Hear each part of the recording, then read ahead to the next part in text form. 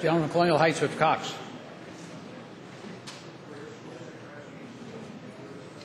Mr. Speaker, I rise for a point of personal privilege. The gentleman has the floor. Mr. Speaker, I thought I would give a conference committee budget update.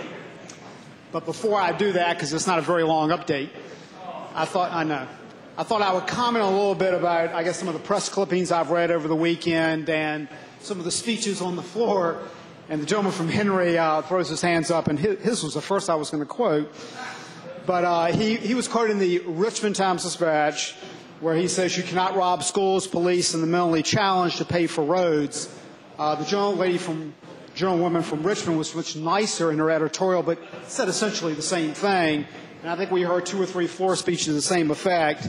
And I guess I've sort of been taught if you keep letting someone say something, it eventually sticks. So I want to remind the House of a few things before I get to my conference committee update. First of all, I thought that Budget Day was interesting because that $150 million in transportation was spent a lot more than $150 million. As a matter of fact, my math had it spent about $205 million, and it was spent for everything known to man, including public television. But let me remind you, the key to the whole transportation debate is this. The $150 million, basically recall, is on balances from 2010, and it is on, of course, 2/3 of the surplus. And I've said this over and over again, you cannot spend that on reoccurring expenditures like the per pupil amount in the Senate.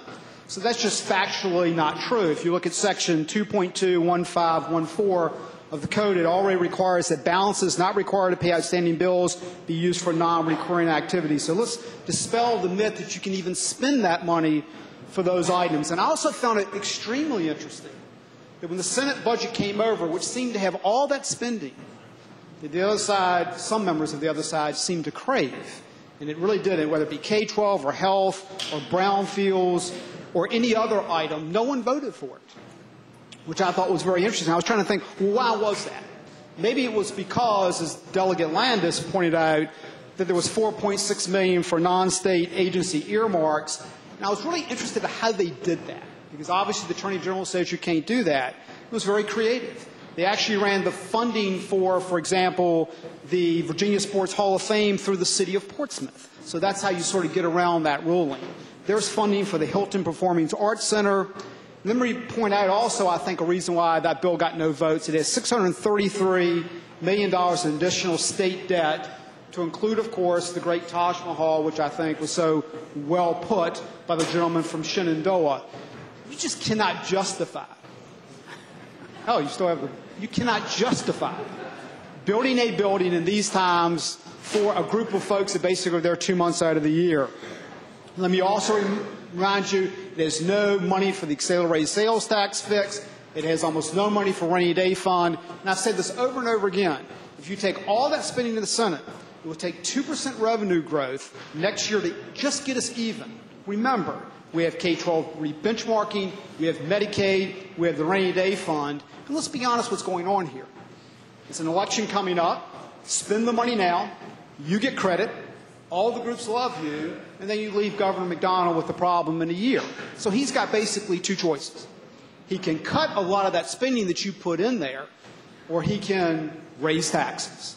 And I think if you look at a lot of the rhetoric, that's exactly what the intent is. But let's get to the conference. Conference is about compromising. And we felt very strongly about our structural balanced budget, and we've articulated that. And, of course, they feel very strongly about their spending. So I want to inform the House that we've made what I consider an extremely fair offer that, if accepted, I think might get us out of here early. And that is a 50-50 offer. That's what compromise is about. We said the following. We'll take basically 50% from our one-time savings and put it towards your spending. You take 50% from your spending and you put it towards the structural pieces like AST and rainy day. Let's agree on the money amount, and then we can work down on how that's basically spent. That's extremely fair. We're waiting for a response from the Senate. Hopefully, if they go along, we can break this logjam and be out of here maybe even a day early, Mr. Speaker. Thank you very much.